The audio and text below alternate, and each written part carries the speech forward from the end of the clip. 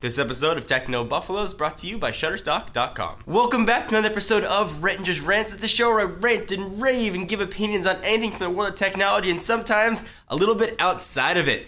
Up this week, we're going to talk about trade shows. I just got back from CES. As you can tell from my voice, I didn't make it back unscathed. So we're talking about trade shows and their waning influence, what can be done to try and boost them back up to the glorious spectacles of technology they once were. This is Rettinger's Rants. Let's go ahead and get started.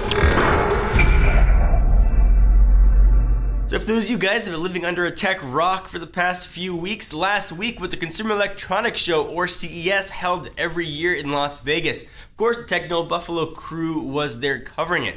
Usually CES is where we see giant product announcements, new phones, new tablets, new televisions, new refrigerators, sometimes even new cars are announced. This year though was a much tamer event. Last year we saw AT&T unveil 4 new phones. This year AT&T just talked about the connected house. Last year we saw Samsung debut some hot new handsets and tablets.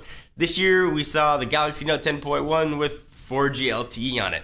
Really, there's been a huge difference in the trade show influence over the past few years. Quite honestly, I think it's the Apple influence that we're seeing. Companies are starting to really love these one-off events where they can be the focus of all the media attention for that day. Apple hosts their keynotes and the whole world is fixated on what Apple is going to announce. Samsung is now doing the same thing and the whole world's fixated on what Samsung is going to announce. HTC is starting to do the same thing. Google's doing the same thing with their next devices.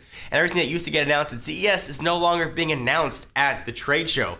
So what's happening to the trade show world? Well, CES 2013 actually had a record number of attendees, which is kind of interesting considering there wasn't really any flagship products. We did see some awesome TVs get unveiled and some new appliances, but nothing that really screamed out, this is the awesome product of the year. So my concern is what's going to happen to trade shows. We look back at E3, which is the Electronic Entertainment Expo, the big gaming show, and that show almost went away a few years ago. It grew and grew and grew and got bigger and bigger and bigger, and it got more and more expensive, and suddenly they hit diminishing returns. They weren't getting what they wanted out of the show, and E3 was pretty much canceled for a little while and got teeny tiny until it was brought back a few years ago. And I think CES are gonna have to undergo the same type of transformation. You look at a show like CTIA, which now just merged with another organization. It's the big wireless show in the US. That show got smaller and smaller and smaller. It was super sad. We went to the San Diego show last year. There was nobody there. Nobody was showing anything. The importance of trade shows is really becoming less important as companies want more and more attention. So think about it. If you were a company, you had a big product to unveil, you could take the stage at CES and you could proudly show Doohickey X and say, boom, here's Doohickey X, everybody love it. And for the hour or so your trade show is going on, people are going to be talking about it.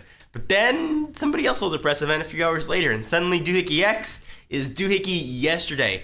And the influence and all the writing that would have been done about it, video that would have been done about it, is now being spent on other products. So it makes sense from a business standpoint.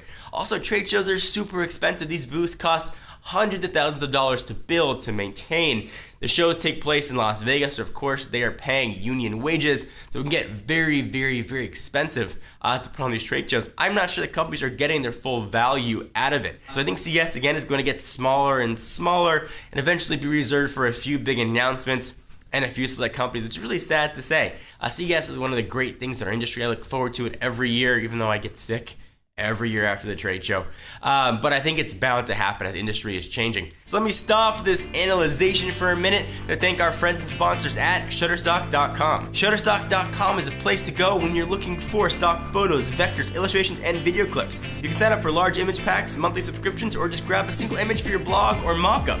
You even offer enhanced license access in case you want to print an image out or get it screened on a tee. Shutterstock.com is not going to nickel and dime you. You pay one price for any resolution image that you want. You have to worry about paying more for HD. They make it super easy to use for your blog or website. You're always going to need stock images for all kinds of cool stuff. Shutterstock.com is the place to go. Head on over to Shutterstock.com or install their iPad app to get started. No credit card needed. When you find the images you want, enter offer code TECHNO1 to get 30% off any package. Again, enter code TECHNO1 and get 30% off any package at Shutterstock.com. So what do you guys think? Do you agree or disagree? I'd love to hear your thoughts. Thank you guys for watching. Be sure to check us out at TechnoBuffalo.com for the latest and greatest tech news. I'm John Rettinger. I'll see you in the next video.